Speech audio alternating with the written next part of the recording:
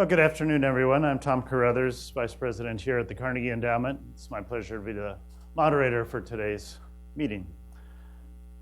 I hardly need to tell this group, looking around the room, that the subject of empowerment and accountability has been growing very steadily within the development community over the past 5 to 7 years. It's pretty hard to be against empowerment or against accountability, although I guess you could manage to mount a case if you really wanted to. But it's a set of topics that's as important as it can also be analytically frustrating at times because of its breadth and its vagueness, if you will. Yet it's just unquestionably at the cutting edge of what needs to happen in countries that are struggling to provide better governance and better outcomes for people within them. And it's really a great pleasure today to bring this topic together with the subject of fragility and conflict, which is another set of concepts and ideas that's also growing steadily in the development community. So it's this isn't exactly King Kong versus Godzilla, but it's two big ideas coming together. And it's really a pleasure to do that in the form of a meeting that features the work of a couple of different institutions that we're going to hear about, but a group overseen by John Gaventa at the Institute for Development Studies, and Anu Joshi is going to talk about that in a minute, the Empowerment and Accountability Research Initiative.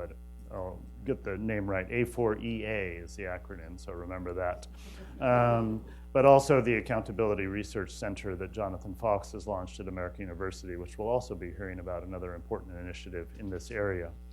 So here's how we're going to proceed. The meeting's going to be in 2 parts. We have a lot of content, a lot of great people, so we're going to move fairly quickly. In the first segment, for roughly the first hour, we're going to hear a discussion of several pretty interesting different cases.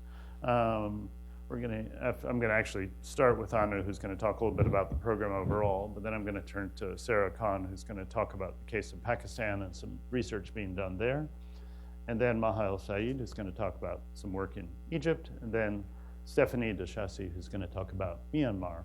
But in each of the cases, after the person makes an initial short presentation, I'm going to engage in a bit of discussion and then bring all of you in, and then we'll proceed case by case. It's going to be a lot of discussion, a lot of chance to talk. There's a lot of talent and experience here in the room, and we want to bring this out. Just looking around, I see lots of people I'd already like to call on. So we'll do that. That's the first segment. Then they're going to step down really quickly, and up onto the platform is going to step John Gaventa and Joy Asaran and Jonathan Fox. And I'm going to engage them in a broader conversation about the state of the field of accountability and empowerment. We're going to go from the specific to the general, if you will, and talk about how this field is evolving and what are some of the difficulties in its evolution, some of the frontier issues that we see looking ahead 5 to 10 years in this field, both from a research perspective, but also a practical perspective. So this is really in the spirit of both the Accountability Research Center and A4EA, an attempt to really bring together research and practice perspectives. And I know the room has, looking around again, both researchers and practitioners, which is great. So without further ado, let me turn to Anu Joshi first, who's going to introduce A4EA and give it just a short overview, and then we'll turn to our case studies. Anu. Thank you, Tom, and thank you everybody for coming here and giving us an opportunity to say a little bit about the research that we've just started. We are about 6 months in, and this is a DFID-funded research consortium that involves 6 partner organizations. IDS is leading, and we have the Accountability Research Center that Jonathan leads. In addition, we have ITAD, which is a consultancy firm in the UK. We have a PASCR, which is the Partnership for Social and Governance Research based in Nairobi. We have the Collective and Ideas, 2 organizations that are based in Pakistan. And finally, we also work with Oxfam GB.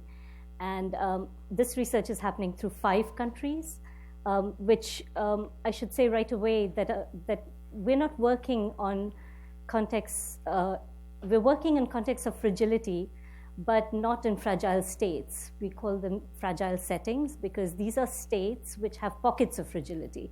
So we want to look at the pockets and what happens in these pockets of fragility as compared to some of the other more stable situations. So the countries are, we have Egypt, Nigeria, Mozambique, Myanmar, and Pakistan.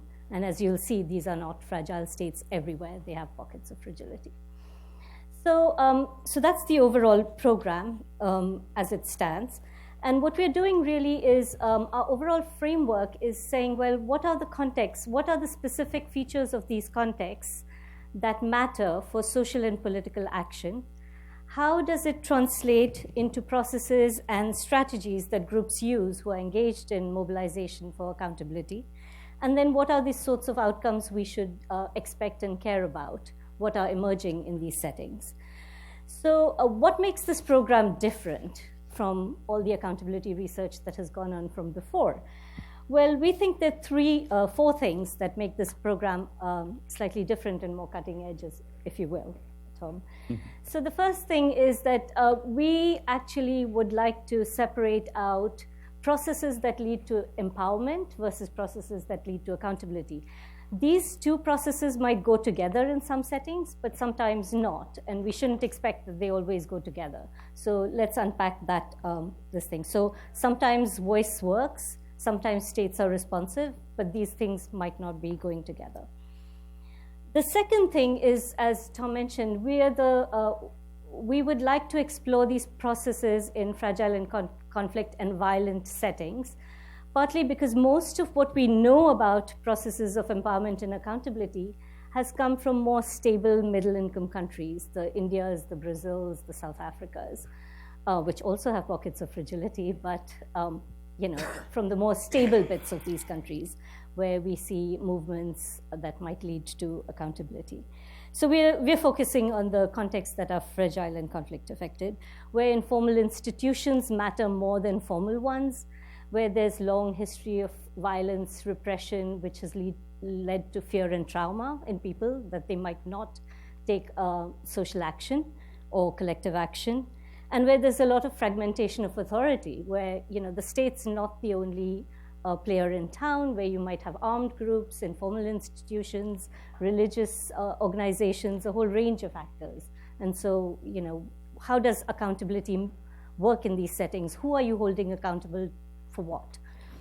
The third thing that we want to look at is we want to move away in our research from looking at social accountability itself, but frame it in broader political, economic, and social processes, which is why we're calling it social and political action for empowerment and accountability. So action for empowerment and accountability. And we want to widen our view, looking both at how change happens within these countries by itself.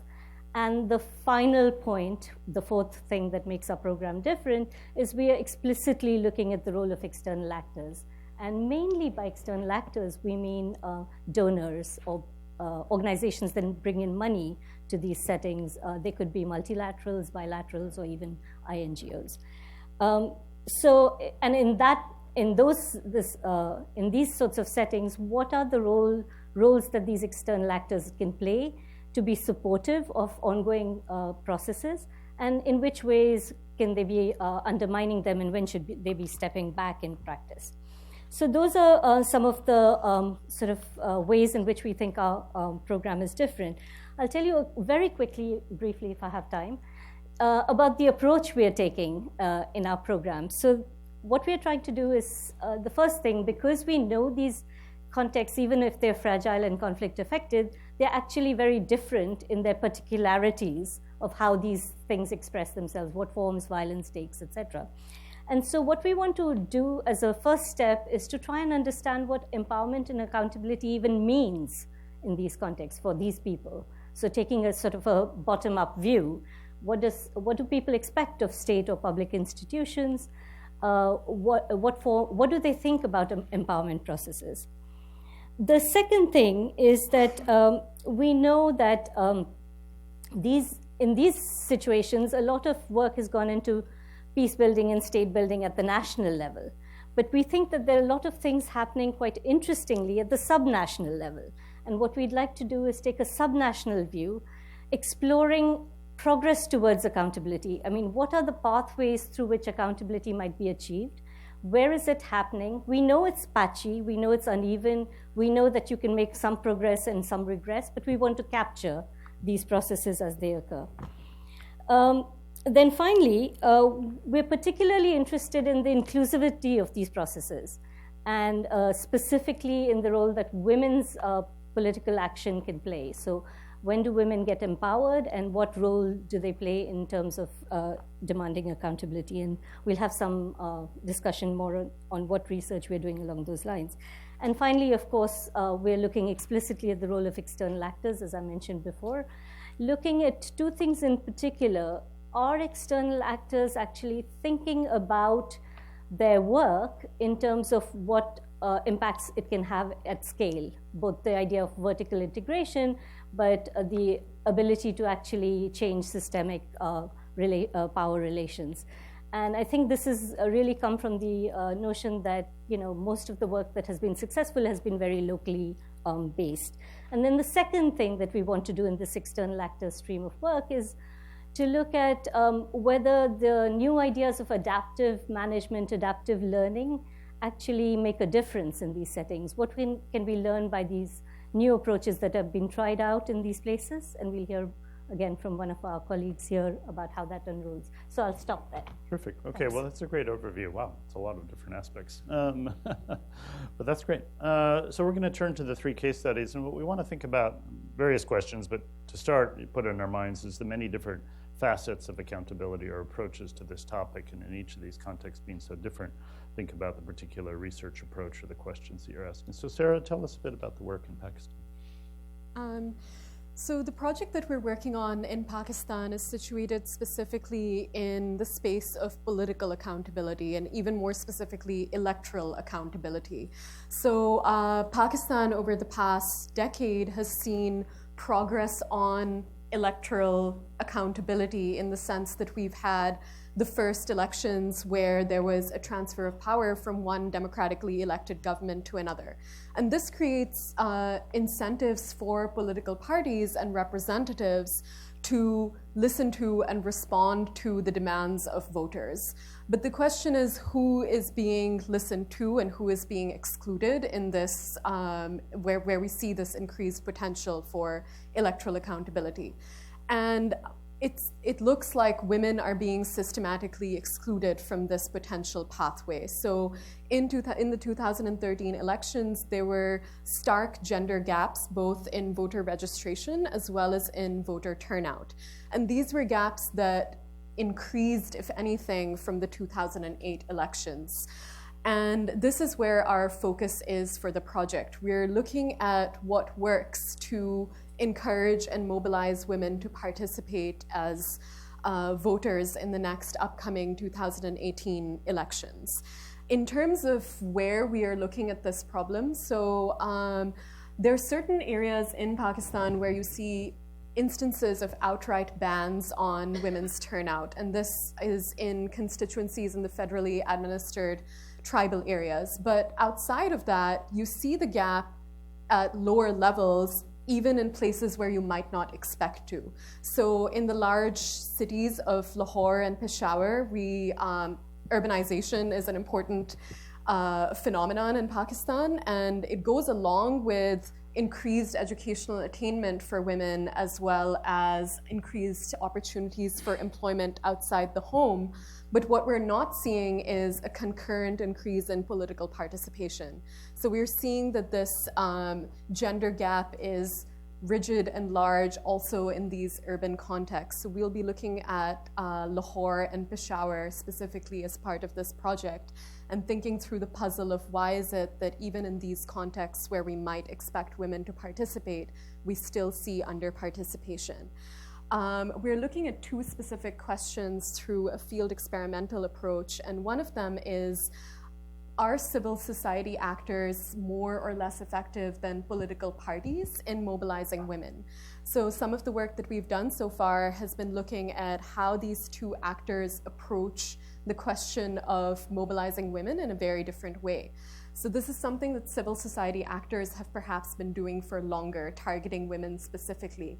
But in terms of political parties, when we look at the ground level political party workers and activists, very few of them are actively reaching out to women. So we're interested in this question of what happens when political parties actively target and reach out to women, and whether that can increase women's motivation for turning out to vote and engaging in a space that's seen as pretty masculine. The second question that we're interested in is whether actively involving men in these mobilization campaigns can make a difference. So one of the reasons behind women's under-participation, we think, is patriarchal norms, and the sort of gatekeepers of those norms are more often men than women. And so we're interested in knowing what happens if we engage men on the idea of the importance of women's participation and whether that can help induce change. Yeah, I have one or two questions that I want to ask you for questions you might have for Sarah. To what extent are, trying to bring in the sort of fragility and conflict angle here into this, to what extent do you feel you're dealing with legacies of violence, either sort of social violence or political violence or other forms of conflict into this, into the sort of what's happening with the electoral accountability, the question of participation and electoral accountability? Yeah, so in both of the cities that we're working in, they've seen large terrorist attacks in the past few years. And what's specifically important for our project is how the context of violence, which is often expected also in the lead up to an election and in particularly competitive constituencies, how does that differentially affect women? And so it's possible that when violence is expected, the norms around women's mobility become even stronger. And so there's an urge that women in particular should stay at home and not go out because there's a fear of violence. So I think we're trying to look at what the differential responsiveness is to expectations of violence, specifically in the electoral context. Another question is, I was doing some research 2 years ago on women's empowerment programs that were related to women's political participation, and I didn't find that many studies of, there's, been many, many programs around the world to try to increase women's political participation in different ways, voting, registering as candidates, taking part in party life and so forth. Did you feel when you did, or you may still be doing it, kind of a literature review or looking at the base of knowledge in this area, did I miss a lot, or what did you find? So I think that a lot of the recent focus on women's political participation has been on the potential gains from women's participation as leaders, so the effects of quotas for women. Right, quotas is heavily researched. Yeah, that's a popular but there's less on what women's political participation as voters means for future outcomes for women. And this is something that we know about from the context of advanced industrialized democracies. So for instance, we know that after suffrage was introduced in the United States and the UK, there was an expansion of welfare policies and health policies. So we see a responsiveness to these specific demands and policies that are especially salient for women. And we don't really know how that plays out in developing contexts or other contexts. So that's something that we're particularly interested in, is to look at how do political actors then respond to increased participation by women. I think that's an open question. One more question, though, in terms of the audience. You mentioned civil society groups and differential approaches or effects of that. Tell me a little bit more about the kinds of civil society groups you're talking about or you have in mind. Yeah, so we're looking at women's rights organizations that have, in Pakistan, been involved with community-level organizing with women, and specifically connecting women's demands to service providers or local-level representatives. And in the 2013 elections, there was women's rights organizations as well as a broader swath of civil society organizations, one among which is the Free and Fair Elections Network in Pakistan, which is a consortium of a number of organizations, bringing to attention some of the statistics around women's voter registration, and so calling for a women's voter registration emergency in Pakistan and bringing this to the attention of the parliament as well as the election commission. And we've seen responsiveness to this kind of civil pressure, both from the parliament, which has recently introduced an election law amendment that empowers the election commission in Pakistan to declare an election where women's turnout is less than 10% as null and void. We've also seen the Election Commission itself take some initiative to increase women's participation through educational campaigns and voter information campaigns in the past election, and they plan to do that again. Good. Yeah, any questions for Sarah? Some initial thoughts? Jim, do you want to introduce yourself? We've only got one microphone in this part of things. Gus, do you have the microphone? If so, please come down here. No. Jim, just go ahead and speak up. Hi, Jim Michael.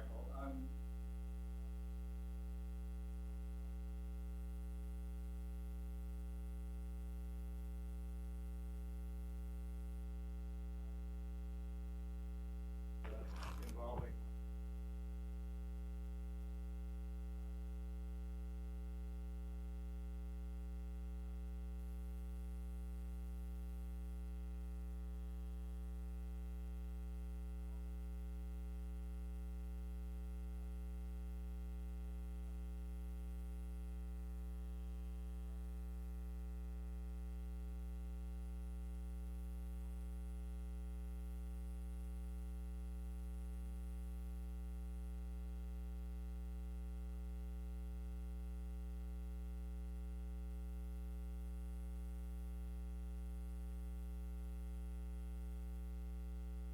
Yeah, thank you for that.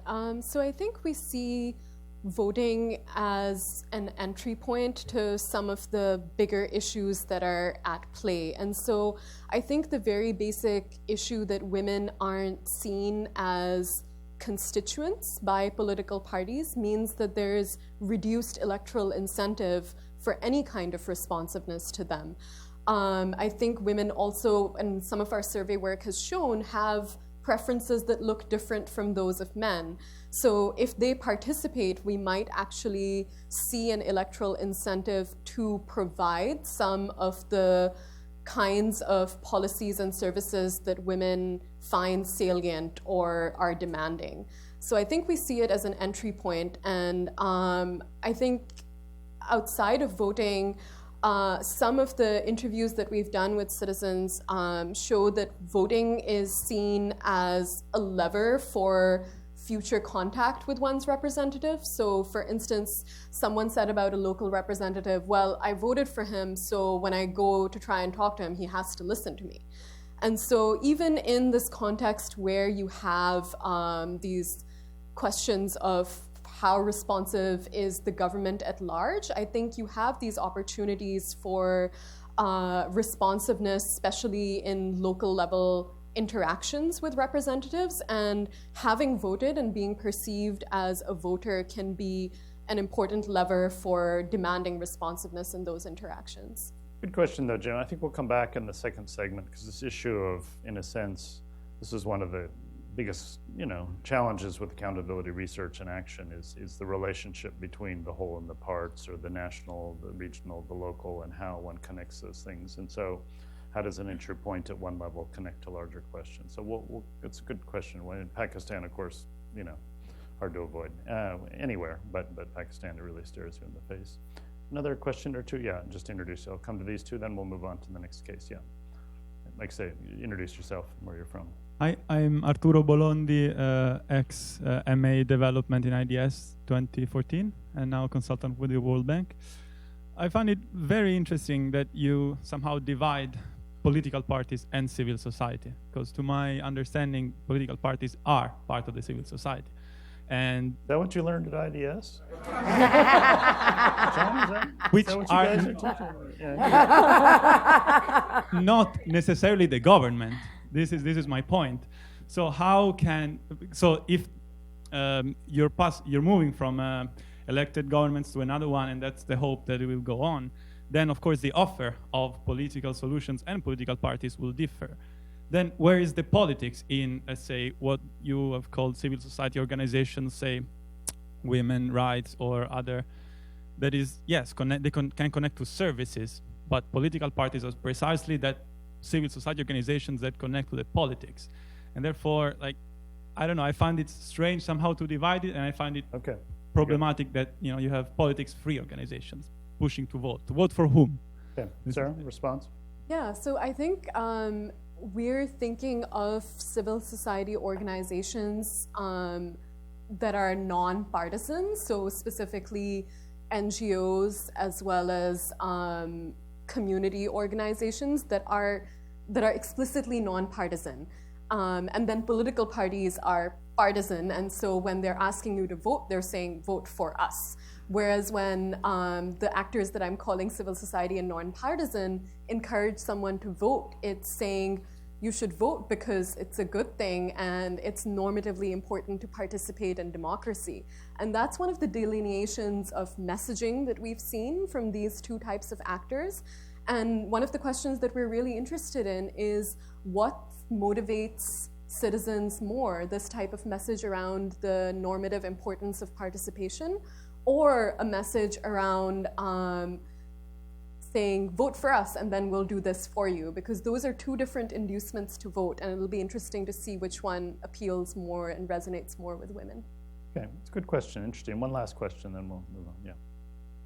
Thank you. Blair Glencourse from Accountability Lab. We work on accountability in Pakistan as well.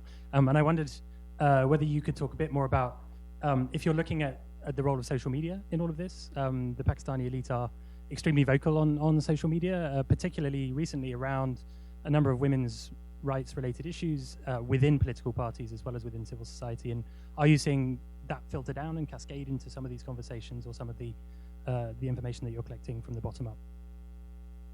Yeah, so I think some of the rhetoric around women's issues that political parties and the government have taken up have been things that explicitly involve women. So the question of, for instance, violence against women, and the Punjab government here has been especially proactive in setting up centers for violence against women. That's certainly part of what we're looking at, but we're also thinking about how politics at large is kind of seen as a masculine space, and within that there's a perception that there's women's issues, but politics as large is not seen as something that women participate in outside of these specific issues. So in a way, we're interested in seeing also the more everyday issues around service provision and general policies outside of these women-specific policies, and what women's opinions are on those, and whether and how they're substantially different from those of men. Good. Okay, let's keep moving. Let's go on to the case of Egypt now. Different entry point, different focus of the research, very different national context. Tell us a bit about what you're doing there. Actually, my context is very, very different because I come from a university context where and the accountability work we're doing is not about educational accountability, but rather it's accountability to defend women and violence against women. We have started an anti-sexual harassment unit at Cairo University, and this is the unit that's involved actually with the research that IDS is doing, because what we're looking at is we're looking at how can we actually mobilize, how can collaborative work actually mobilize around not only empowerment but also accountability. And when we talk about accountability here, I'm not talking about the accountability of the administration, but I'm also looking at the accountability of the whole academic society, because we struggle with cultural norms that tolerate sexual harassment, and that blames the victim, that normalizes sexual harassment. So when we talk about sexual harassment, we find a lot of resistance. So in this research, what we're looking at is we're looking at two very specific things, and we're doing this through action research. We're trying to figure out what kinds of actions are actually going to lead to a sustained intolerance or zero tolerance of sexual harassment. And this is like through different kinds of advocacy campaigns and so on. And the second thing we're doing, actually we're doing three things. The second thing we're doing is actually we're also trying to expand into like larger domains. Hospitals, okay, it's no surprise that Egypt ranks number 2 after Afghanistan on sexual harassment, the rate of sexual harassment. So it is a problem that everybody acknowledges a problem, but we all deny that it exists. It is a problem in reports, but it doesn't really happen here. It's not us. So, and one of the main challenges that we faced is like people, the scientific schools, that is like School of Medicine, School of Engineering, School of Science, they would also say, they will always say, you know what, it's the humanities that have time for this. We don't have any time for that. Of course. And of course the humanities say that, you know, we don't have labs. It's the labs where, you know, or we don't stay long hours. This is when sexual harassment takes place. So we're expanding into teaching hospitals, which is a very new domain for us. But our strategy has always been, and with the support of IDS, we're actually, with action research fits very well, because we're learning as we go along. Like every time we take an action, we're learning from that. We've only been there only for 3 years now, and we have, when we started 3 years ago, we look very different than where we are now. So because of the different actions we're taking, and because it is a very new thing. It's a model that we have devised, that did not exist before, we have devised, and accordingly, it's a very rich learning experience as well. And therefore, this action research is also going to be actually helping us document as we go along. The third thing that we're trying to do is we're trying to establish a network of, with other universities. We've already trained 14 universities on how to establish and why to establish anti-harassment units and violence against women units. And we're researching how can this network actually influence policy and change the bylaws and the Supreme Council bylaws for the universities to combat sexual harassment. Thank you, Emma. That's an excellent introduction. I have a couple of questions. As you've thought about, as you say, trying to focus in on what kinds of actions will produce change in this domain, have you been operating by thinking about parallel, or not necessarily exactly similar, but other domains where there has been positive progress, or maybe where it's failed to produce kind of, as you say, you know, growing intolerance towards something that was objectionable in a sense, or is this by itself and you're thinking about as a sort of domain of action? Actually, I haven't been thinking that way. It has been a spontaneous evolution of this unit. Because it all started off with a very simple, like, drafting of a policy, working very closely with other players in the society that are involved with sexual harassment or combating sexual harassment. And it started evolving spontaneously. So I haven't actually, and that's the beauty of the whole idea of action research. Right. Because we're acting on the spur of the minute. You know, and it's like we get an idea, so let's try that out. Yeah, okay, right.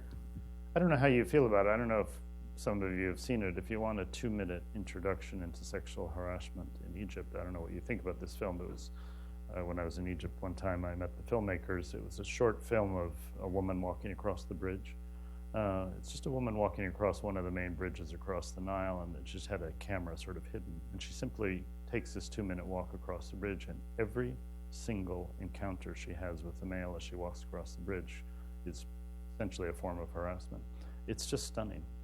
It's just a stunning film to see, and it's on YouTube. I think it's called The Bridge or something like that. It made quite an impression on me when I was in Cairo. But actually, I do use those kinds of films in my awareness campaigns, because we all deny there's sexual harassment. Every single person I've met, even in integration, like when somebody has been is being questioned, the first response is, "I did not do anything." No, yeah. She's imagining. You know, it's right. Like, so this is and the whole understanding of what sexual harassment really is not really, people are not aware of what sexual harassment is. If somebody comes and says, like, this person has sexually harassed me, the first question would be, where did he touch you? And it's like, no, he did not touch me. It's not about touching. Right. So I use those kinds of films, and I'm involved in another project now with the South Med, funded by the EU, producing different kinds of films to use in our campaigns, in our campaigns with students, with faculty, and with administrators. One other question that I want to ask the audience, if they have a couple of questions for you, is again, same question I asked Sarah, is legacies of violence and conflict here. Obviously, sexual violence has surged its ugly head at various times throughout recent years in Egypt, as part of the protest movement or in protest contexts and others. Tell me a little bit about, as you connect all of the research in this project to different settings of conflict and violence, how are you thinking about that in the Egyptian case? Actually, yes. I mean, we connected to. We work with all of the civil society organizations that have been working to combat sexual harassment.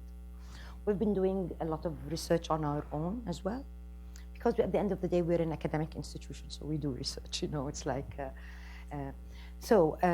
and we're trying to stay away from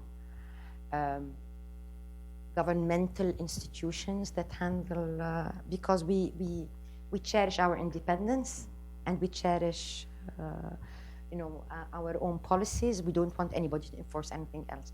But of course, we take all of those into considerations, and a lot of time people ask us, why don't you come? And we refrain, because we want to sustain our independence. Plus, we're still very young, and we're still learning, as I was telling you. So, good. All right, a couple of questions for Maha. Yes, in the back there, right there. My name is Mohammed Yassin. Yeah, we hear you. Yeah, my name is Mohammed Yassin. Thanks, Ms. Maha, for your input. And I have a specific question about what you mentioned about involving with other governmental institutions, transcending from only gender to other accountability issues in Egypt.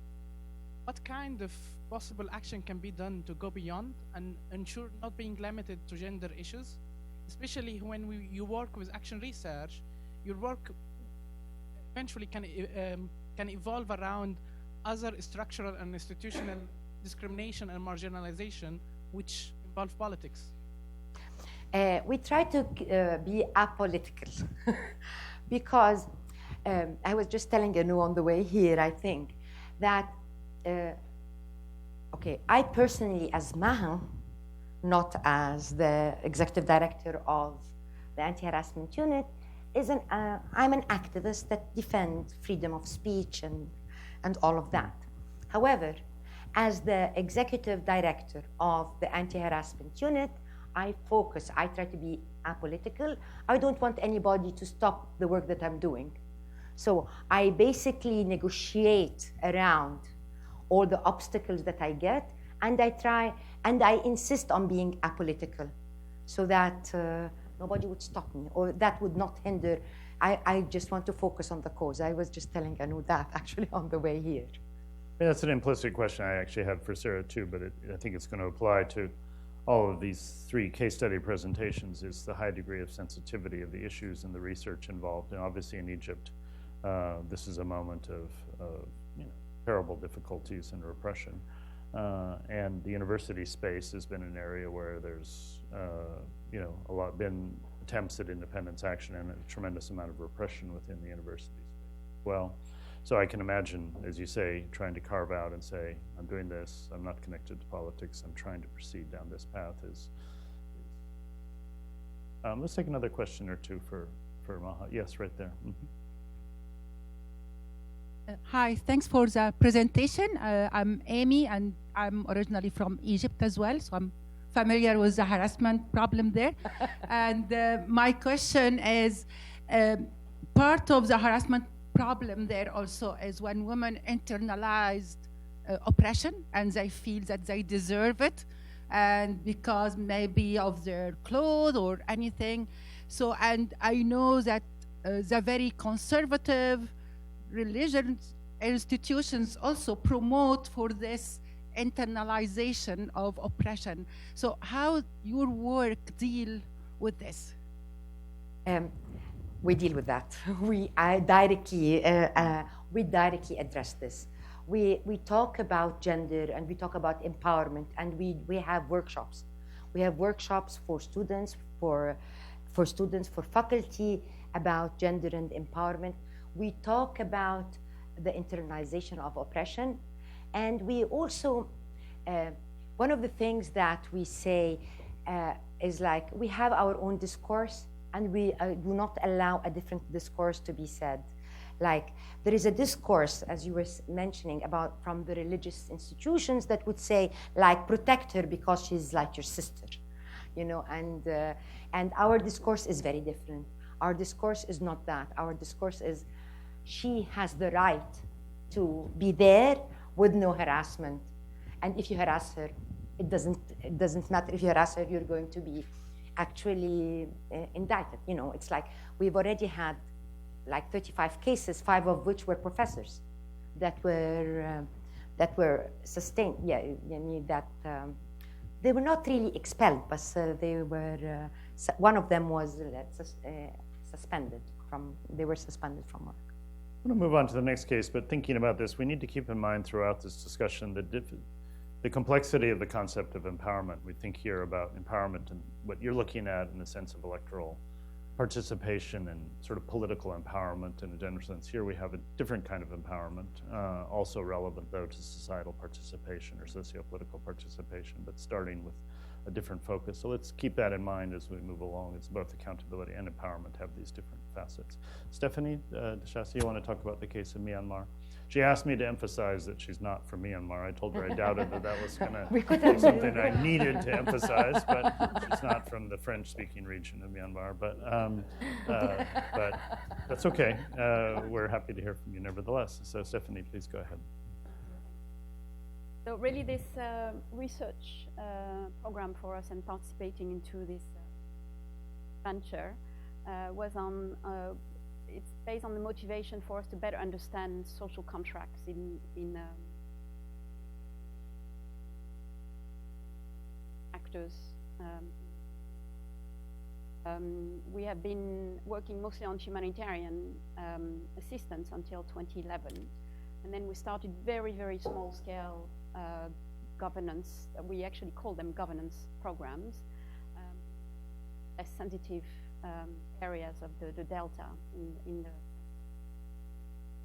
and the design of the program were quite traditional, and that we wanted to work with local authorities, society organizations, the CBOs, subnational parliament, or sort of the visible power holders. Started very a basic public forum where citizens had an understanding of their rights, the legislation on land rights, on pay or not, about right to education, and slowly accompanied by local organization, they could start standing for their rights and asking and demanding these rights from local authorities. And it worked. I mean, it was a 5-year process. But we also wanted to work in other areas that were more contested, where the boundaries between armed groups and ethnic administration and more government, the state, were very blurry. So what does it look like, and how are we translating some of our more our design of governance program into these other more fragile or even conflict-affected states? So these research program is working alongside now an expanded social accountability program that is funded by the EU, where we're working with a donor, we're working with our partners to really do the research at the household level on mostly, we reprioritize a third learning research question on trust. What is the nature of trust between citizens and different groups of citizens with different actors, the one that they interact with as service providers on a daily basis, which can actually change on a daily basis. And the second question is more about the expectation and the experience also on a daily basis of governance with authorities. And again, because we work in Rakhine, we work in Kachin and we work in Ayeyarwady, in the center, the Delta. The relationship between different actors with citizen groups can vary, not just from one state to the other, but from one day to the other. So the research allows us to inform the program better, the interventions to be more adaptive, and also to be better in touch with actually the experience of citizens, especially the most excluded one, with the people who have power, who really influence daily also experience of violence and very fragmented context of we're at the beginning. We actually had to reframe and rethink about our research methodology and who is going to conduct the research just a few months ago, where we now have to rely much more heavily on a local partner. So we, as Oxfam, we took a step back and very carefully also work with civil society organizations who have the trust of the people who will be our respondent, because we're going back to them every month. We're journaling their stories of how they interact with power holders, and then we aggregate this data and we analyze it through this research organization and compare it with also more of the traditional monitoring and evaluation process of the program. So it's a bit of 2 steps ahead and sometimes 3 steps backward. We're very careful. We don't want to transfer risk to respondents or to even the research organization we work with. And also we reflect on what is our role as Oxfam when a lot of Myanmar people and local organizations are questioning the role of international organization and of course external actors. So very tricky time.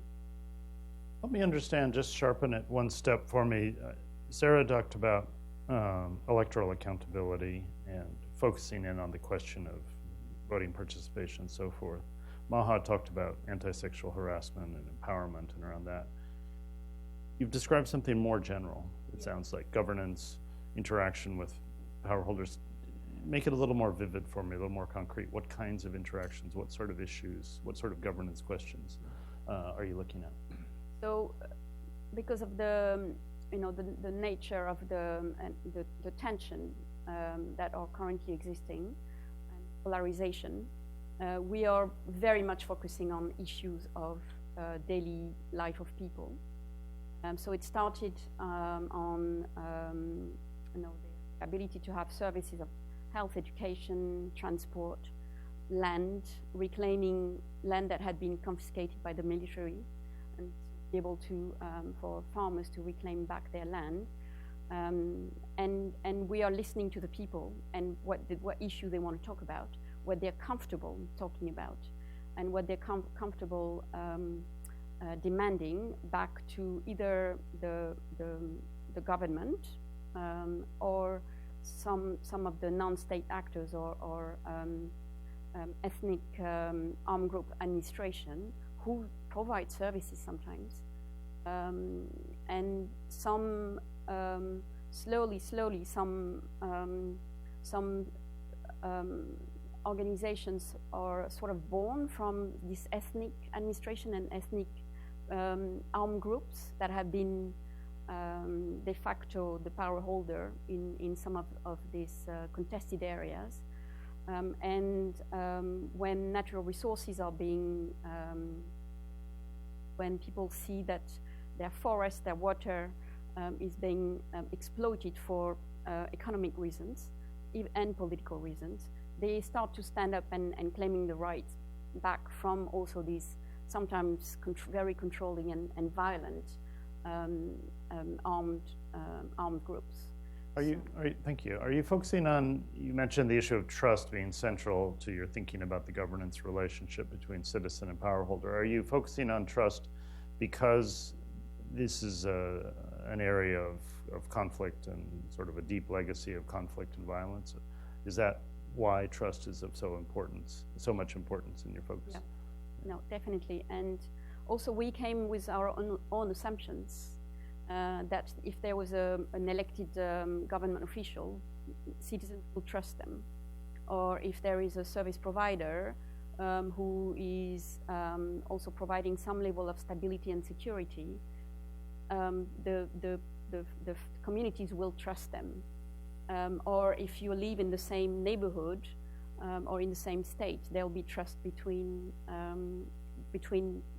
the people. But ethnic divide and sometimes religious divide also can shift that picture very, very quickly. And of course, social media is some of this tension. Is it? Yeah. Could you just say a word you hinted at? And it's an interesting question, Myanmar, of, it's a country that came late to the donor world in a sense, because there was some donor work before 2011, but it really opened up since then. Is there a curve of attitudes, understanding about the role of international actors that you've seen in the communities or that are the focus of your work? Or sort of how is thinking about the role of the international community changing? I was in Myanmar, it was like 2012, I was asked to give a talk to about 50 or 60 civic activists about what is the international assistance world. There most people who have been imprisoned during the past 10 or 15 years. They come out, they wanted to be deeply engaged in rebuilding their country or building their country's future, and all these donors were appearing, and situation was like there. It was kind of a real aid rush, and the level of understanding was low, about the donor world. But I saw that wasn't going to last long. That the situation was going to change quickly. What's it like, that dimension of this work here? When I was there for almost a year in 2014, and there was from the government side as well as civil society a massive hunger to learn very quickly and catch up with the 50 years of backwardness. So new technology, really embracing development, and external actors, mostly donors. There was a really big basket of donors and hundreds of millions of dollars spent in very quick, fast-track development were really welcome. And over the last, I would say, year and two, and my colleague from Myanmar can maybe say something. There's been a lot of criticism from the international community and protectionism that came also from the realization that some of the Chinese interests, some of the Japanese interests, private sector coming, developing these economic zones were also going almost the extreme other opposite direction of taking away the economic wealth, but also the control and the power. So I think now there is a reaction against external actors and donors because also of the discourse and the fragmentation, but mostly the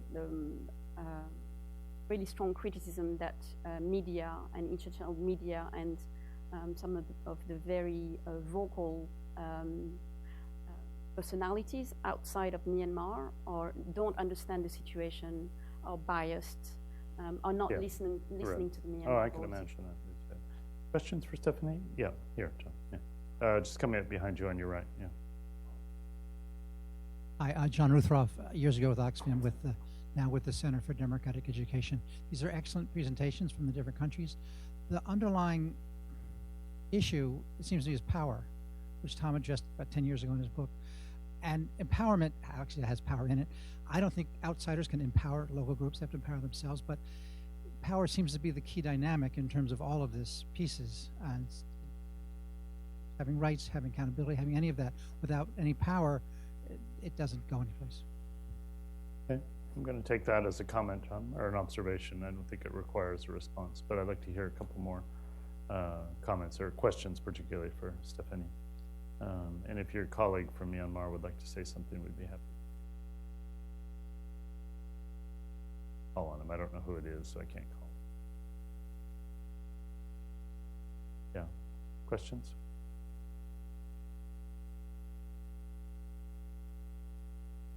Well, then tell me something more about, I'm interested as a researcher working alongside an EU program like that. We all, there's different forms of parallel research, action research, independent research. Tell me about the relationship of being a researcher alongside what I assume is a, classic EU governance program in a sense. You can turn off the microphones and, you can tell us what that's like. But no, seriously, how is that going, or what do you think the role is of the interaction between the researchers and the program? So it's early stage. I can tell you, and microphone are off, it creates a lot of discussion internally, a lot of emails floating around, and especially a very traditional approach to monitoring evaluation with indicators, with following the log frame, and having to count beans at the end, how many people attended such workshop, and then the research, a very, very qualitative research that creates a lot of debates also, because each word, the reason we had to completely reframe the research questions, because each word was contested. We have a reference group that we brought together for, it's the same for all the other countries. And basically the reference group come from NGOs and CSOs, but also some intellectual and academic, contested the word empowerment, governance, citizenship. So that even between our local staff and our more international staff, we've seen that we were not understanding the concepts and not believing in the concept in the same way. And for me, I see this, and of course I'm comfortably sitting in Oxford, so it's easy for me to say that, but it's really positive, because that forces us to talk across our little silo. We got the research unit that mostly works on advocacy and policy. We've got the program unit that works mostly with the M&E people and the more of the compliance, and now they have to work together, and we are structuring through this research program interaction on a monthly basis. We're including research, or the equivalent of a research question, in the program officers' reports on the monthly monitoring reports, and we are facilitating dialogues also with community members, with the CBOs involved in the research.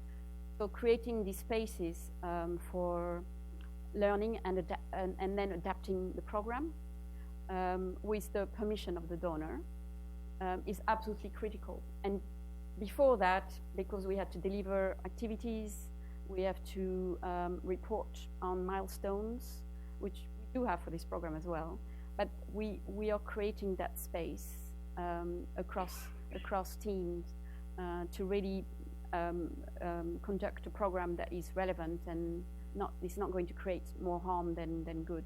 Interesting, good. Okay, that completes our first tour, the first segment. Let's have a round of applause for our hardworking panelists.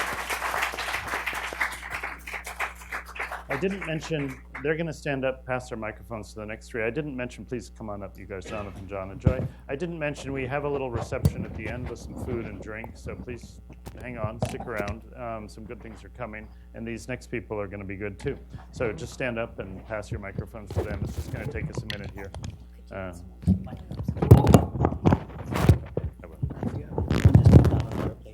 One?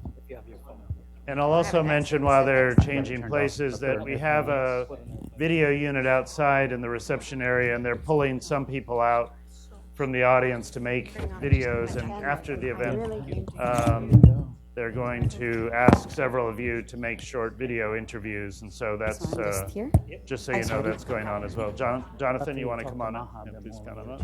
Yeah, John, you want to come on up? Sit down.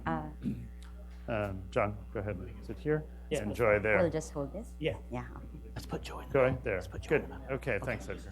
Yeah. Yeah, that's fine. That's fine. Yeah, thanks. That's fine. Okay, we're going to go right into the second segment now. Before we get into the discussion, I want to give Jonathan Fox just a minute to introduce the Accountability Research Center. It's chosen a nice acronym. I'm sure you thought a lot about that. I notice it fits into your logo there, ARC. So Jonathan, tell us about the new center.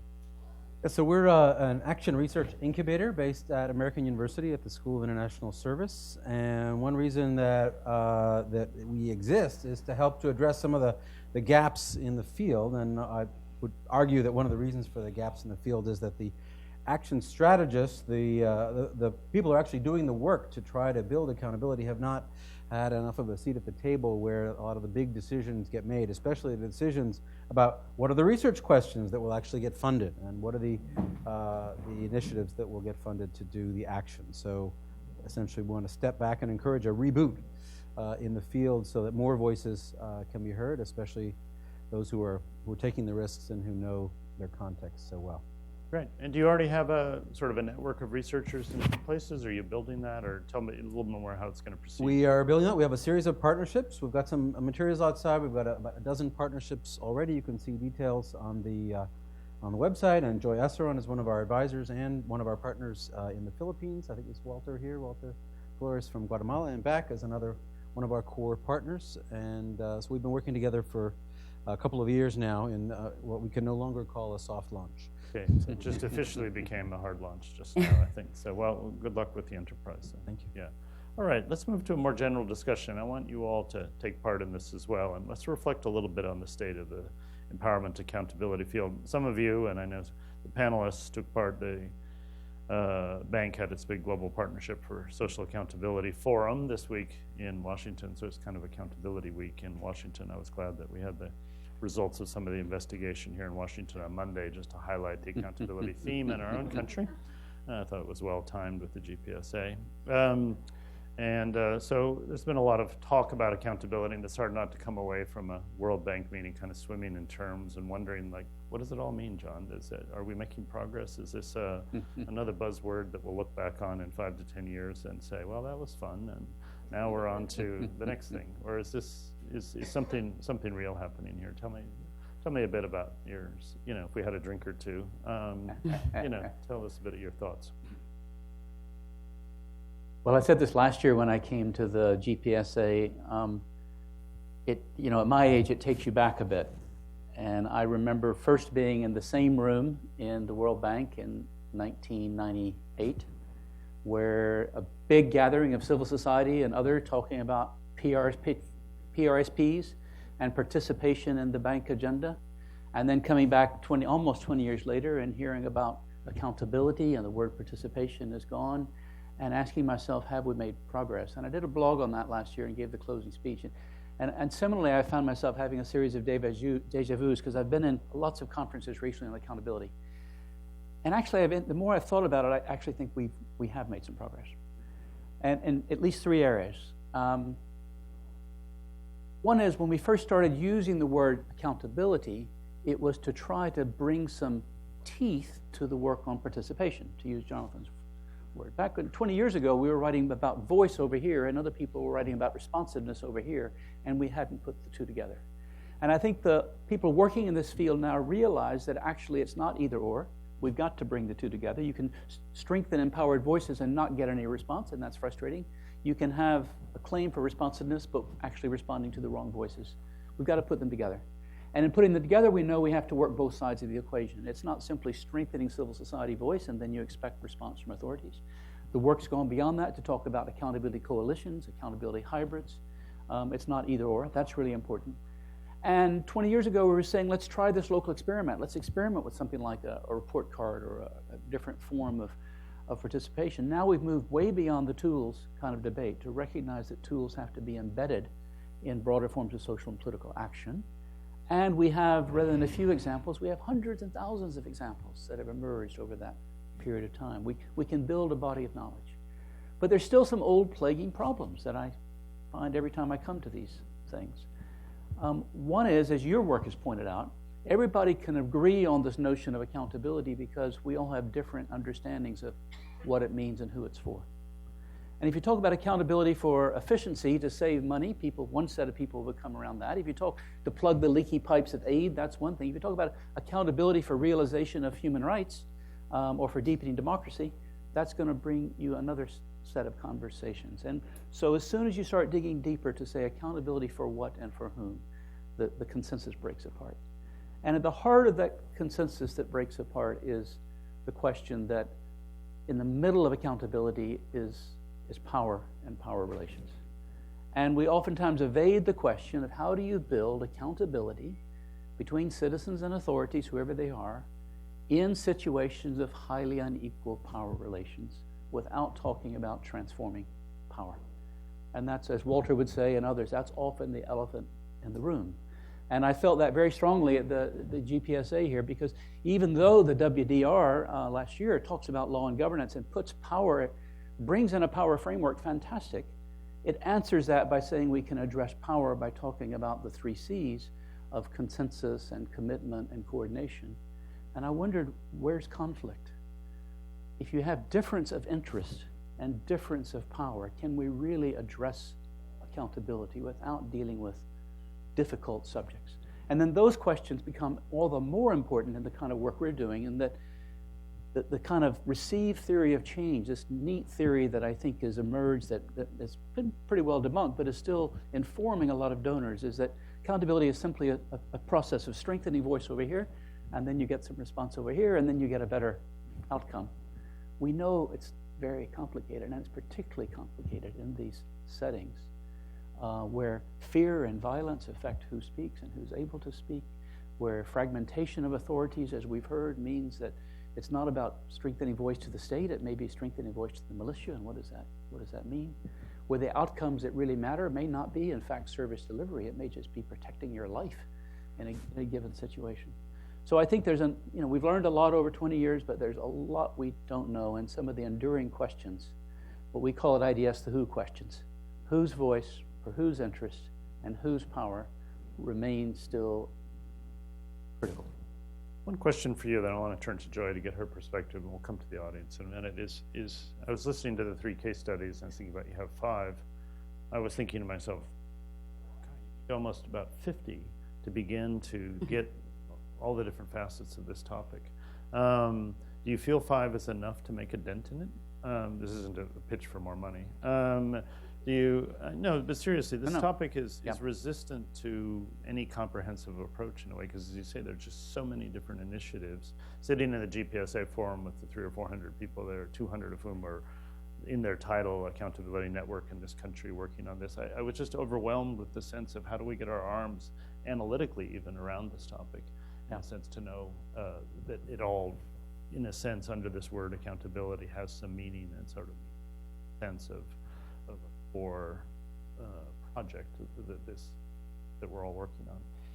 It's a huge challenge. Our work's very exploratory at this stage. We began we're working in 5 countries. In those 5 countries, we right now have 15 projects along the 4 themes that Anu mentioned around understanding meanings of expressions through governance diaries that was mentioned in Myanmar, but we're doing that in 2 other countries, and some other approaches, looking at pathways to accountability in different settings, looking at different struggles of women's for social and political action. So, for instance, in Nigeria, we're doing an interesting case study of the Bring Back Our Girls campaign and what we've learned from that. But that's just the tip of the iceberg. And, to a bit of sometimes the donors are a bit uncomfortable with this process. We're saying we want to start with some cases that have been identified as relevant in people's own context, do those, and out of those, see if we can evolve a more higher level set of questions and theory of change, and then be a bit more systematic. One thing that I think we've learned here this week, and is fantastic, is while there has been all this work on empowerment and accountability over the years, the topic of what it really means in context of fragility and violence and conflict, which we realize are increasing everywhere, not just in the usual suspect countries, that topic I think people realize is new and really important. And we've seen now emerging a number of big research programs that are beginning to look at this. And we just had a meeting at lunch to talk about how can we start bringing together the new thinking in this area.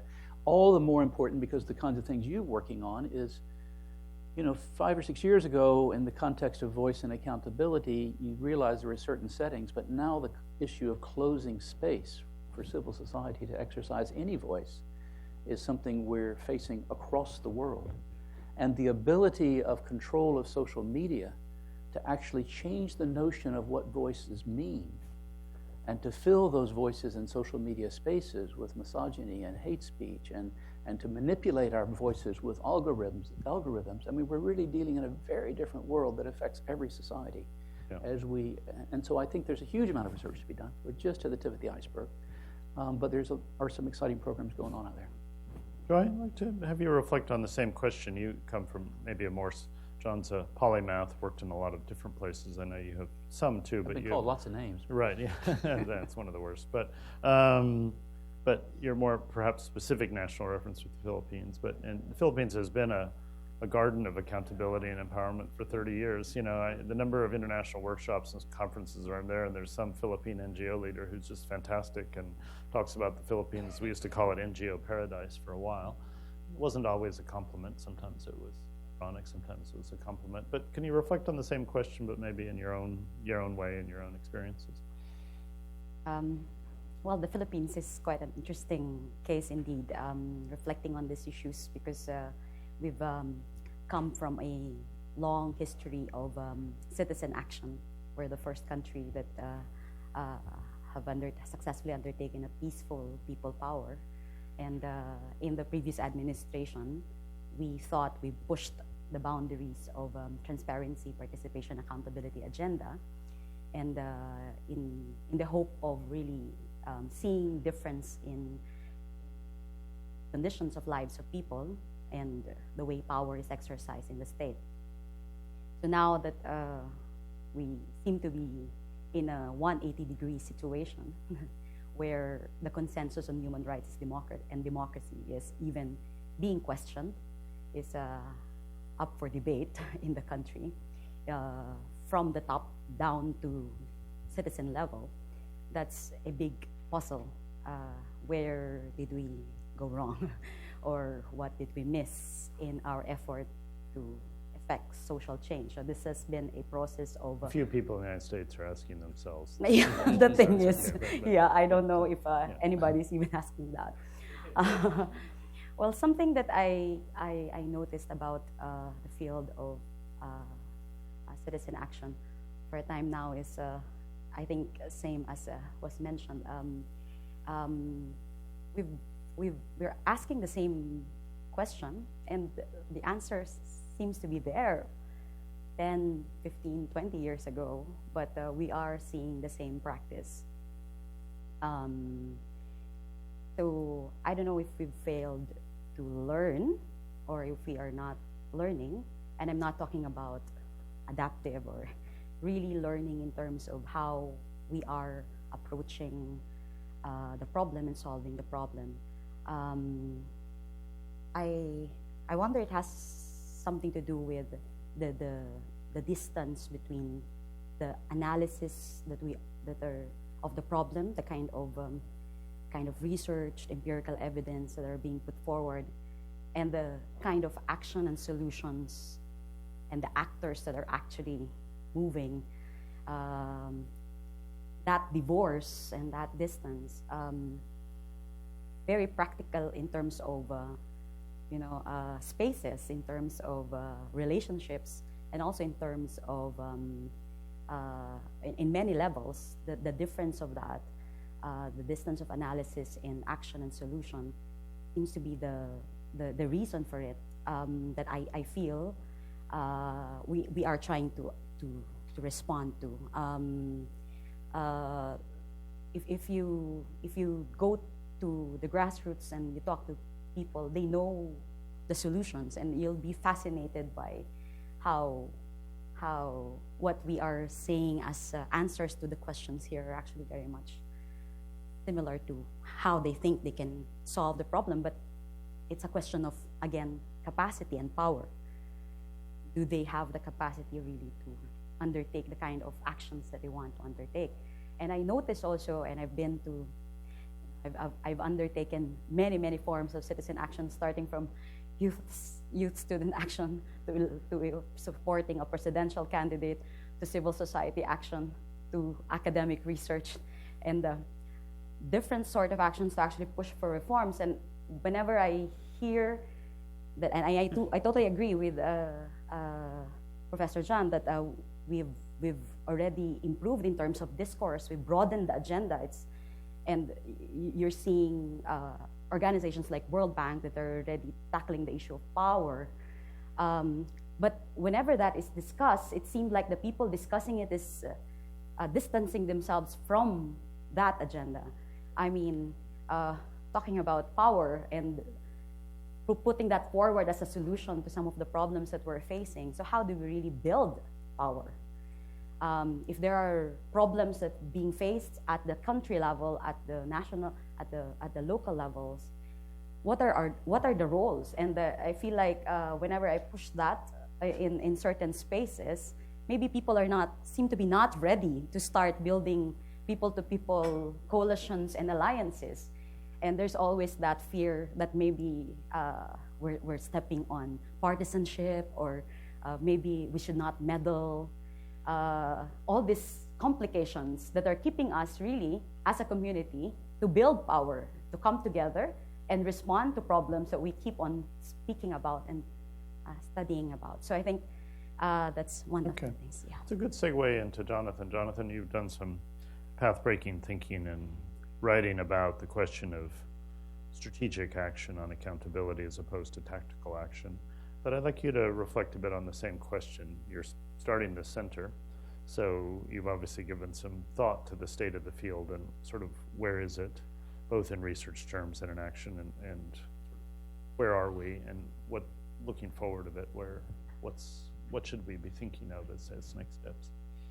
Well, on the research side, one of the constraints is that a lot of the most prominent research in the field is research that's focused specifically on interventions. And that's largely because the money is with the big donors who want their interventions to be studied, or they want the questions they're interested in to be studied. But one of the points of departure of this particular research project is we want to disentangle the question of the theory of change. How does accountability get constructed in very inhospitable environments? What are the pathways? And we want to distinguish that from theories of action, which involve a specific focus on what role can specific actors, including external actors, play to support that broader theory of change. And one of the problems with a conventional agenda is that those two ideas are conflated, that people are talking really about the theory of action, but they're calling it the theory of change. So there may or may not be a connection between the pathway and what external actors are willing to fund and what kind of studies they're willing to.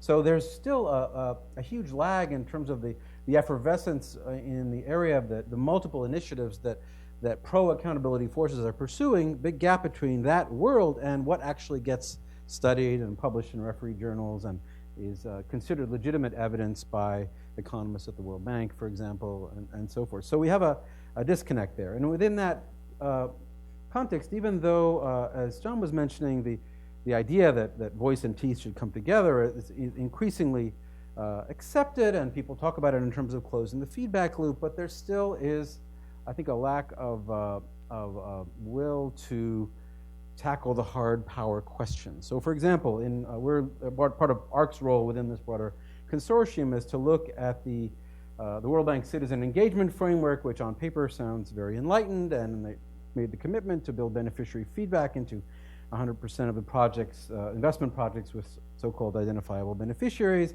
But what does this actually mean in practice? It turns out that for a project to appear to have complied with this commitment, the bar is quite low. They just have to say, well, we'll have a beneficiary survey 4 years in, so the feedback loop can't possibly close. Or we'll promise to have a grievance redress mechanism, but it only exists in the form of an email address buried in the middle of an operational manual that's not actually available to the public and is not in the national language. So we have basically accountability washing, if you will. And it turns out that those kinds of projects that have the most promising potential entry points for citizen engagement are the projects that have triggered the World Bank's safeguard policies, the social environmental policies that exist thanks to 40 years of protest and advocacy. And within the World Bank institutional context, the safeguard policies actually have some modest teeth. Some would argue it's just gums, but more than the citizen engagement framework, that's for sure. And so those are the areas where there might be some entry points. But at the same time, those within the bank who are promoted, who are involved, whose job it is to defend the safeguards, are totally different from those whose job it is to promote the citizen engagement frameworks. They have their own internal collective action problem, and so the whole is not yet greater than the sum of the parts. So I still see a lot of distance between a certain acceptance of a more sophisticated discourse and actual institutional practices that might make a difference through creating enabling environments for people to not only exercise voice, but for that voice to be heard by institutions with the capacity to respond. Well, an introduction. We'll come back to all three of you. I want to hear from some of you, and I don't need to ask questions. I'm looking around. Brian Levy's given a lot of thought to change, and formerly at the bank, and now researcher Brian, maybe you, the fellow from the Accountability Labs. Obviously, your organization's thinking a lot about it. Eric Brinkerhoff, who has also done a lot of writing on this. I don't mean to guys, but I am National Democratic Institute, who does a lot of work on civic engagement. So I'd like to hear from some of you about where you think the field is, how you react to some of the things you heard, or whatever's on your mind. Brian, you're never at a loss for words, so I can call on you. Yeah. So I struggled with the. Hold the microphone a little closer. Yeah, I struggled with it because I felt I was listening to a conversation, and it worries me. It worries me. So what's the subject and what's the verb? The subject is whoever it is. Verb is more empowerment. Object is absent. And so that troubles me, because it troubles me because there are discourses that can endlessly be comforting the powerful.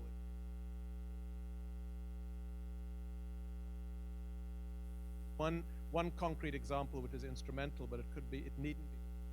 I was thinking about schooling, which I happen to have been doing, about the issue of accessibility.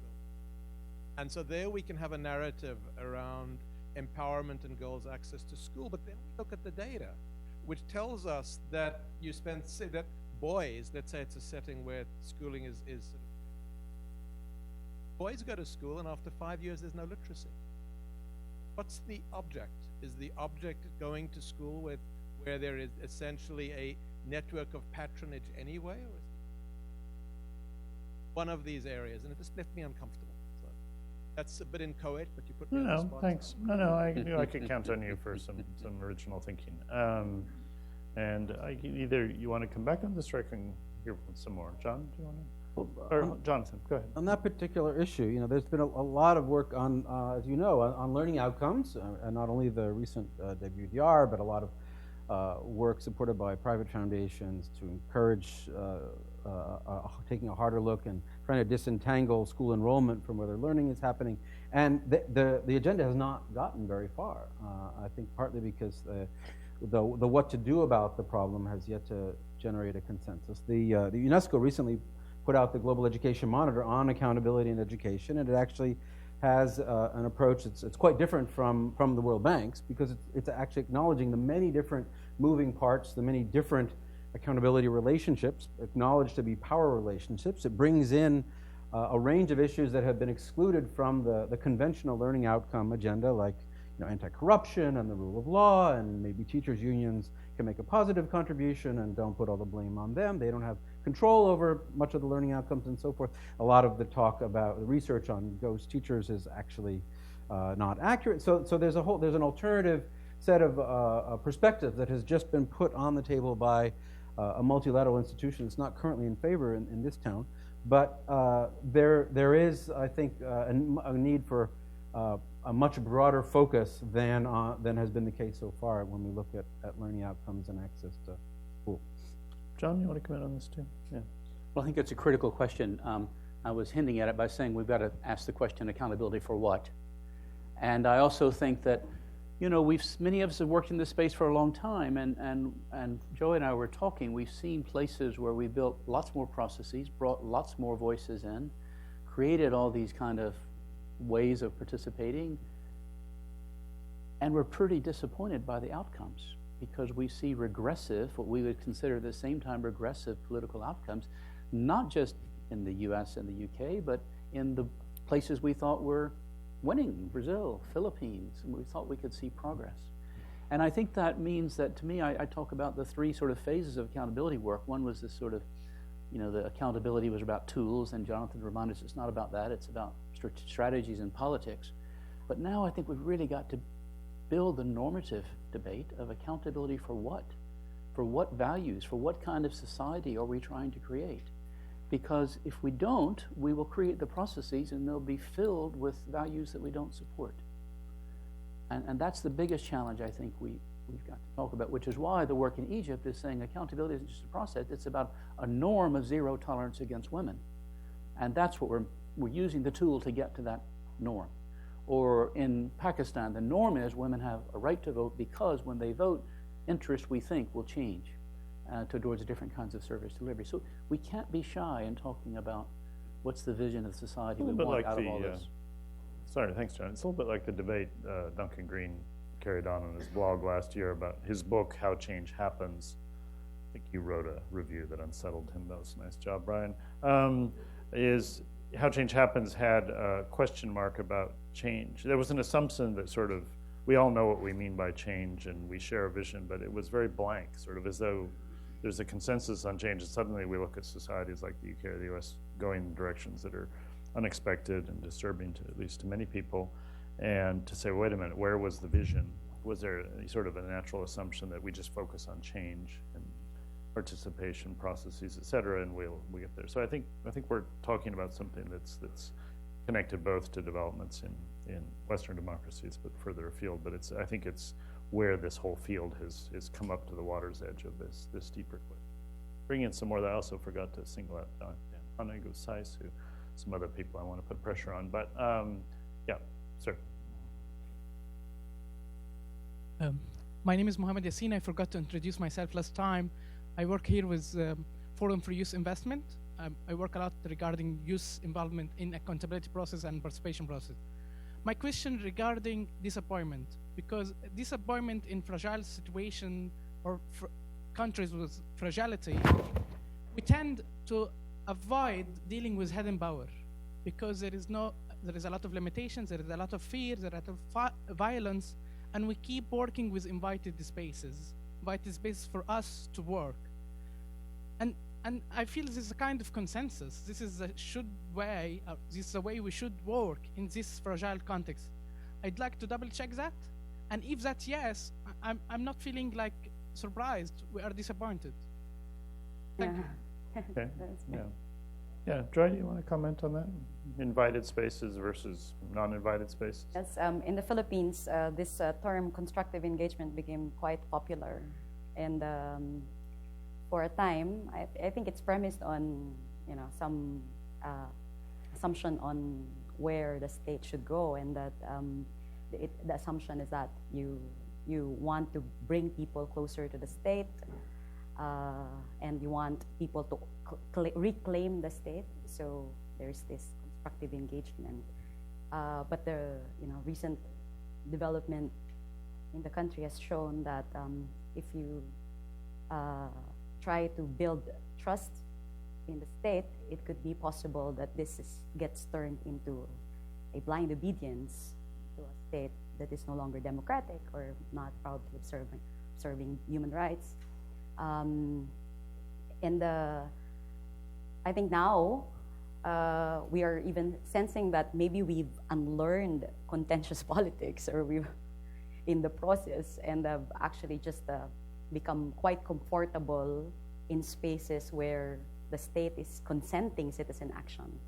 That is, the state is actually allowing people's participation, and that the other forms, or even just the combination of the different strategies, maybe we've lost it somehow, and the reason why is still a puzzle. But that is a debate now.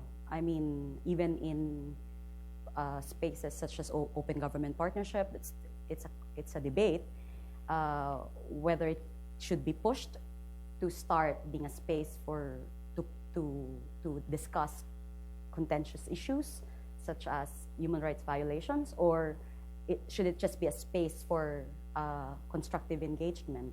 Other, my colleagues in civil society would say that, this is not just what we are doing, constructive engagement. We are also doing other things in advocacies. But, your time and resources are limited. So if you look at where people are actually devoting their time and resources, given the many demands of doing constructive engagement by donor partners, you will end up really leaving out a lot of other facets of citizen action. And that is limiting the kind of political clout. So I guess now that's one of the things that we are looking at. I mean, how do you really enable civil society to do multiple strategies and multiple approaches that can traverse different approach, doing constructive engagement when it's needed or when it's maybe the appropriate response, or using constructive using contentious politics or pressure politics if needed. So in the paper we wrote, Prof. Jonathan and I, we are putting it as the synergy of monitoring and advocacy. But it's actually that which is at the bottom of it, that using of multiple approaches and tactics, yes. I want to hear from some more people out here, and then I'm going to come back to some issues. I was just thinking how great the distance is between beneficiary feedback and contentious politics. Yeah, but let's think about that. Yeah, Derek, can you introduce yourself, Derek? Yeah. I'm Derek Mingerhoff with RTI International. I kind of have a foot in both the world of practice and the world of research, and end up feeling kind of schizophrenic at times. And picking up on some of what Jonathan is saying, I think one of the issues is I think accountability has become the new version of governance. And with the disappointment around the third wave of democracy and all of that, I think people are now looking to accountability as the next magic bullet for these kind of things. And even within USAID's DRG Center, they tend to talk about PITA, participation, inclusion, transparency, and accountability, rather than governance, because in a way I think it's been somewhat discredited. But I think the way that AID has approached this, and I think to some extent the bank, I was also at the GPSA meetings, is to instrumentalize accountability in terms of relation to a set of concrete outcomes. And so the talk is, how does governance get integrated into sectors? And so that gives you a different set of metrics. So instead of looking at the kinds of things that were talked about here around power and empowerment and rights and all, it gets around, well, what was the health outcome that came about as a result of that accountability intervention, or that education outcome?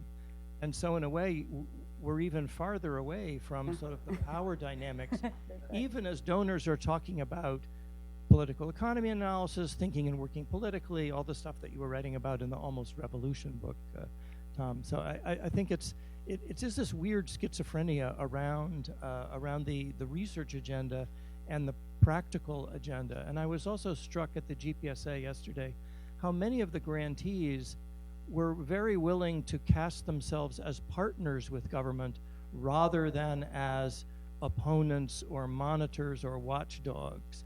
And I've seen that in some of the work that I've done in terms of projects. Citizens are often not very comfortable with those roles for some of the reasons, particularly in the fragile states environment, that it's dangerous. And it's a lot more comfortable to be seen as a partner than it is to be seen as a watchdog and an opponent. Good. Let's take Smart. Yes, right here. And then I'll come to you in the back. I'll come to you, Walter. Yeah.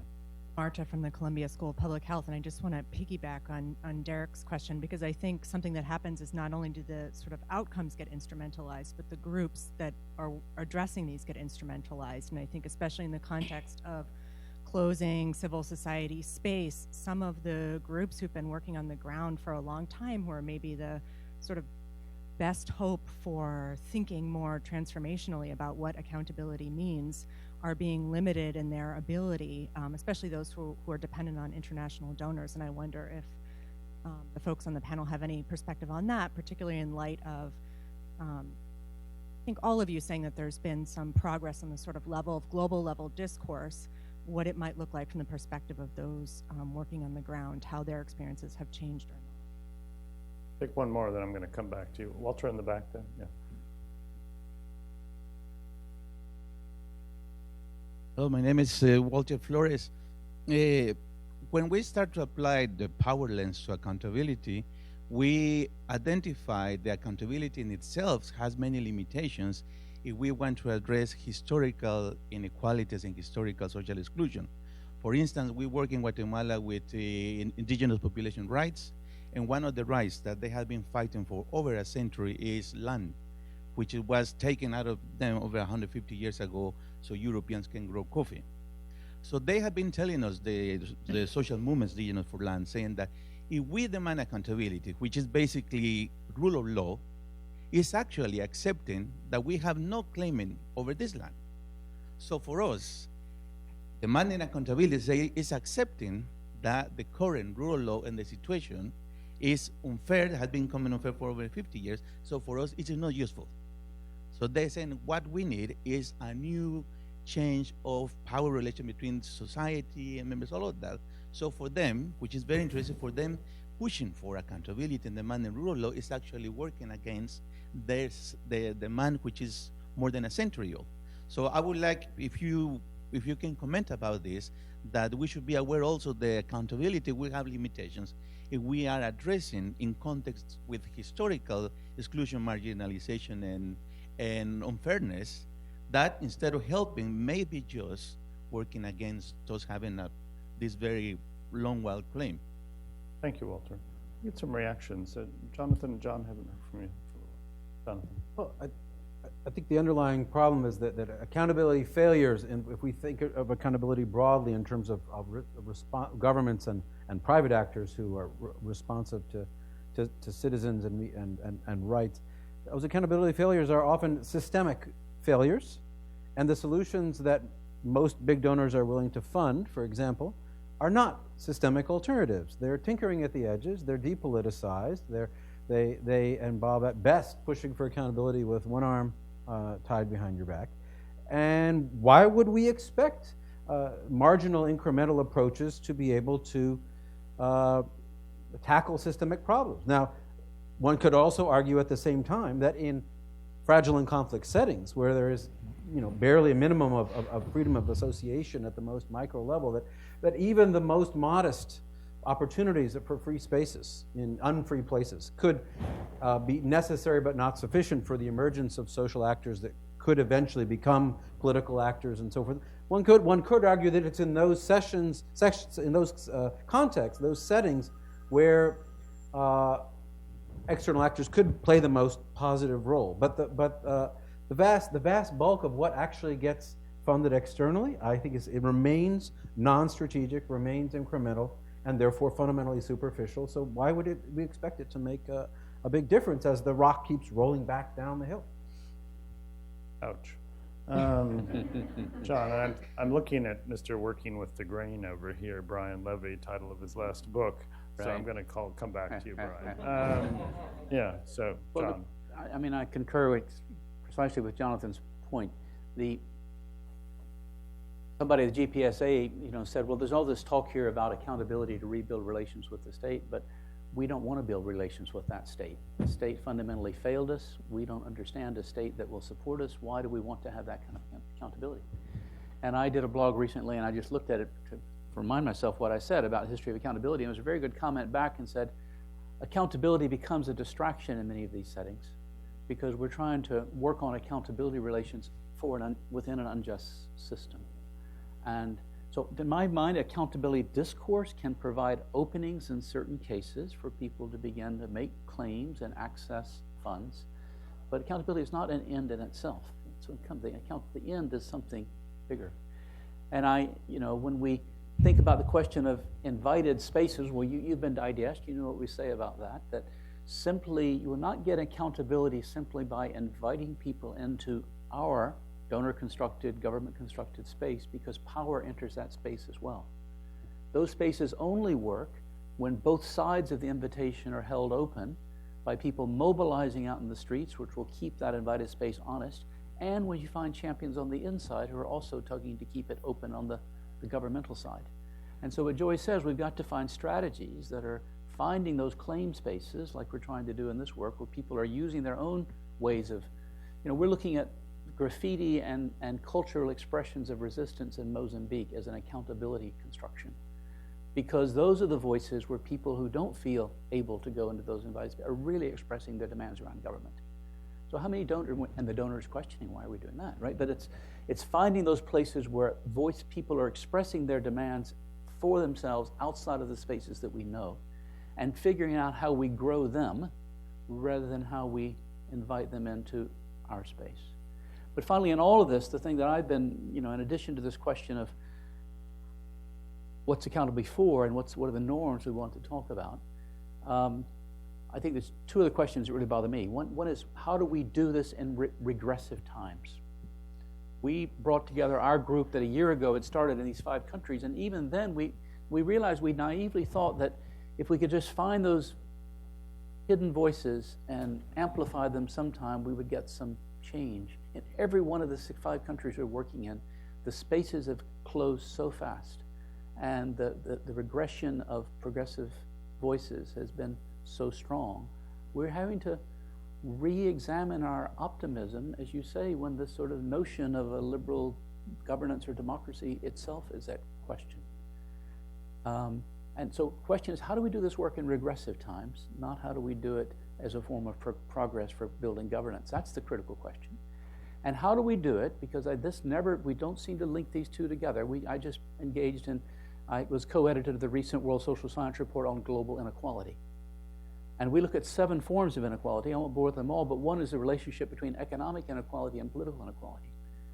So how, and somebody who's worked on participation for 40 years, I've increasingly begun to feel that every time we try to strengthen people's voice, we are trumped ultimately by the power associated with economic inequality. Because the economic power will always be, in vast, extreme inequalities we have, the economic power will speak more loudly than the voices we're mobilizing.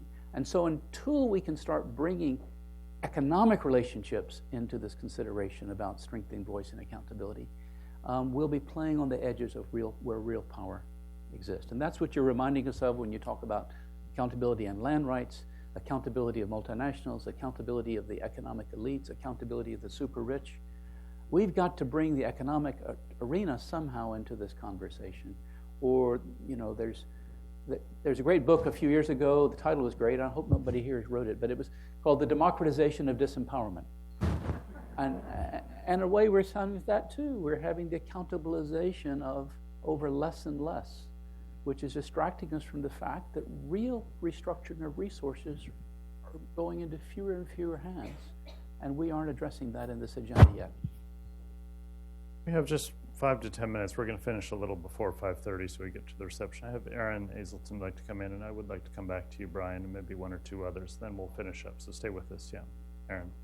Just introduce yourself formally to the group.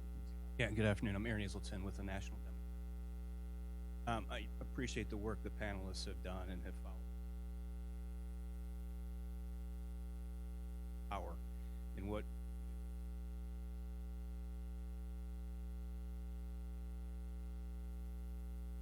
I would ask is, are there any methods to get at some of the issues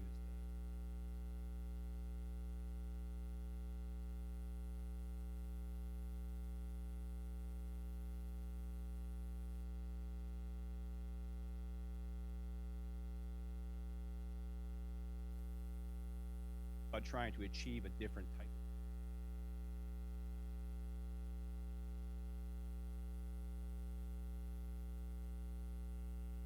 covered, and also, what's the role of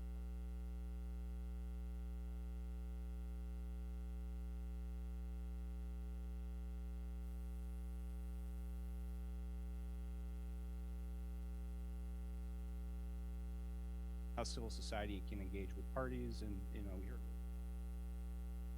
elections aren't often mentioned either as an entry point. Thanks, Aaron. Brian, you want to come back? Sure. Yeah, there's a microphone right there behind you to the right. Well, I mean, it's again the account. One of the things that I've done in the last while is I've gone back to Hirschman, because Hirschman wrote about exactly this moment of disillusion in the 90s. And what strikes me as one way to think of where we were and where we are is we were in a space where there seemed to be. The question is, how does one nudge momentum in inclusive direction? And a participatory approach to working with the grain is one way to do that. Now in a space where fundamental questions of legitimacy are at stake, and in a sense, power asymmetries as, in a sense, bring grinding processes to a halt.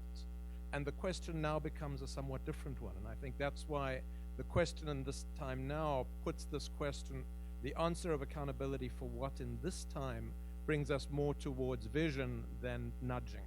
So at least that's where I come out. And that's very much the space that Hirschman probes in the 70s. Thanks, Brian. That's an interesting comment. Any? There's one more. My sequel before. I was just thinking that, actually. It's make a nice bookend. And you say it's just 10 years in between, and so much has changed, or however many years we might end up. One last comment of anyone else? I'm going to turn back to our panelists for final comments. Okay. No, Anu's just hesitating, but just briefly. Yeah, go ahead. Right here, Gus. Yeah. Not related to obviously our research program, but one of the things that I think we're trying to do in the research, but the issue is that we're still slightly stuck in the state-society framing problem, and we need to get away from that in situations not just in the fragility and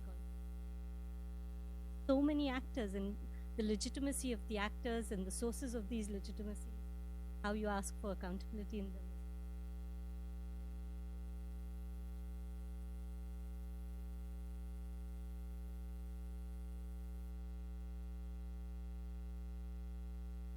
Yeah, good. Just 1 minute each from each of you. I think we're close to the end here, but I would like to give you guys a chance. Joy, you want to go first? So just quick response to some of the questions. I think one thing that is keeping us from moving forward is that the other side, those forces that do not want accountability, transparency, participation, are also learning faster and better than us. So it's good to take note of that. Second point is that accountability is a good frame for me, and I've seen that when I talk to communities, it's also good if you use it as a way of responding to power, and if you make them, if you understand power as a product of history, and you pin down who holds power that has to be accountable for the issues and problems that you're confronting, it becomes broader. So even social injustice could be part of that, part of the discourse, and it gives some handle also for citizens, because that already gives a response, accountability, how you hold power to account. The third point is I think we are being pulled to go back to basics of this work. Obviously, the work that we're doing is supposedly a response or a solution to the problems, but now we are trying to improve or solve the solutions to the problem. There's a lot of thinking that needs to be done in terms of how do we go back to the basics and really respond to practicalities. I think how we are not moving from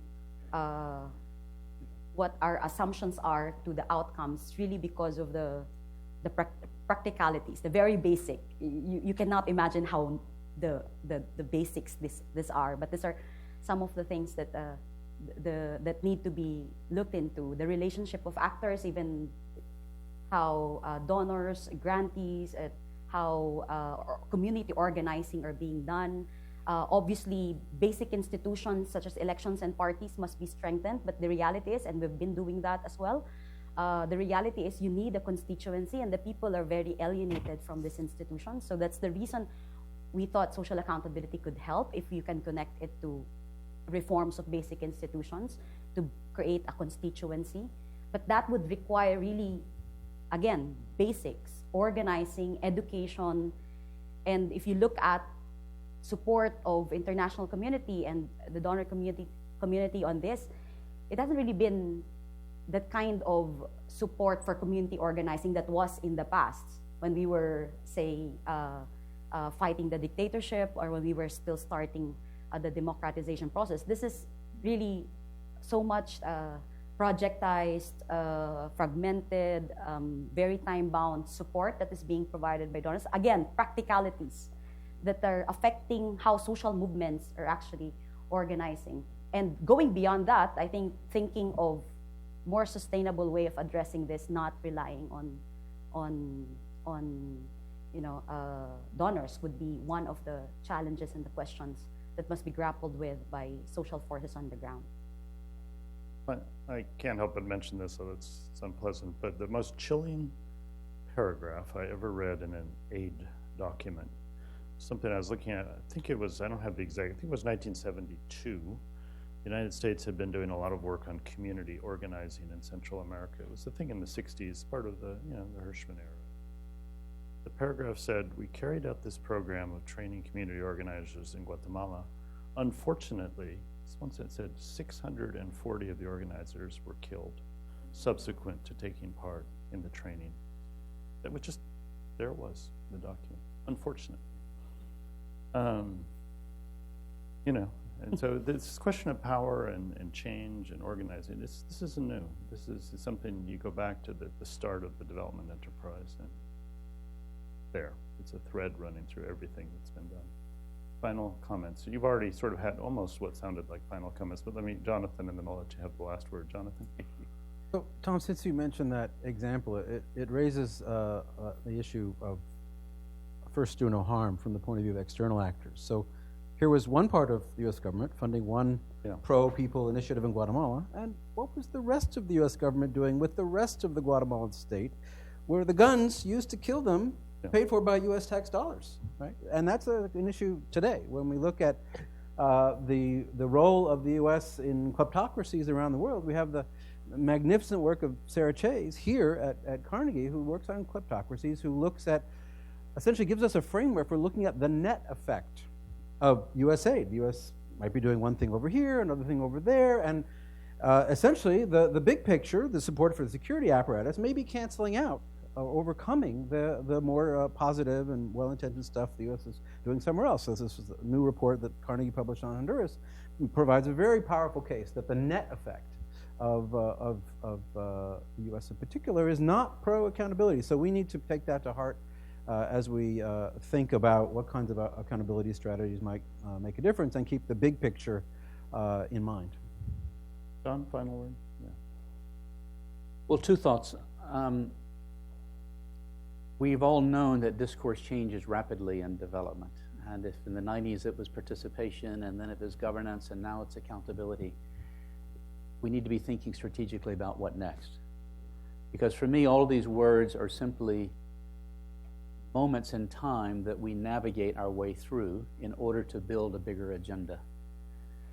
My work on power, I was once challenged by some activists and said, John, you've left out all your forms of power, you've left out the most important form of power, and that's, I said, what's that? They said staying power. And staying power is the ability to navigate across willpower. Well, the willpower is there too, across these changing discourse. And I think we need to be thinking about what next. So I think this accountability bubble is going to be shifting. And secondly is that the whole challenge of what do we do in the closing times and the regressive times. I think, Brian, I think what you said is really important. Before I moved to IDS, I worked in this country for many years at a place called the Highlander Center that many of you may know. It's been now an 85-year-old institution as a training ground for civil rights and other activists in the American South.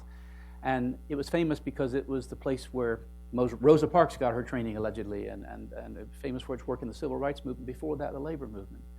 And we always under huge pressure because we expected every workshop we did to produce the next movement, and it didn't. And so we used to go to our founder, Miles Horton, who lived a long time and was a mentor. And he said, actually, the most important work our center did wasn't in the it's known for over 70 years, it's known for its work, 10 years of work. The most important, and he called those the peaks of the movement. And that's what we all strive for. But the most important work was what it did in the valleys. What it did in between times to think about new formations and alternatives to power in small scale and gradually link them up to something that could become bigger when the time became right. And I kind of feel that we're going into a valley period from some of the peak of excitement about pro-social movements and opening societies. And we need to be thinking very strategically about where the small-scale alternative expressions that we can gradually build, where actually making them visible at the peak at this moment in time may be the fastest way to kill them. We need to work quietly in the trenches and develop alternatives and quietly link them together. Jonathan, I'd like to wish the Accountability Research Center all success. I'd like to also wish Action for Empowerment and Accountability And if success. you're interested in both of these, you can sign up outside for our mailing list. Yeah. And thank our hardworking panelists and thank all of you. We do have a reception just out there behind us, so please join us for a drink and some food.